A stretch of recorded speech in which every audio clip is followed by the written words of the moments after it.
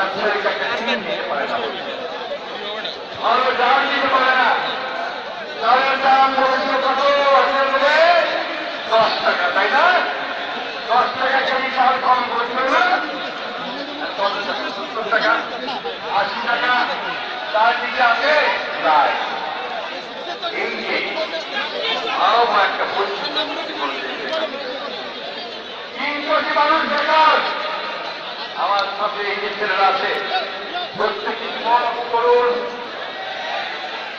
আওয়ামী লীগ সরকার কি নির্বাচিত সরকার?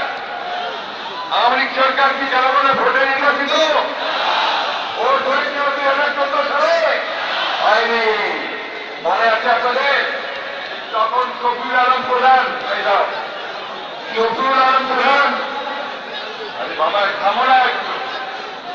তখন শফিউল আলম প্রধান বলেছিলেন ওই ভোটের দিন ভোট কেন্দ্রগুলোতে কুকুর শুয়েছিল। তুলে বলেছিলেন কুত্তা মার্কা নির্বাচন, তাই না? আর 2018 সালে আগের রাতেই ভোট শেষ।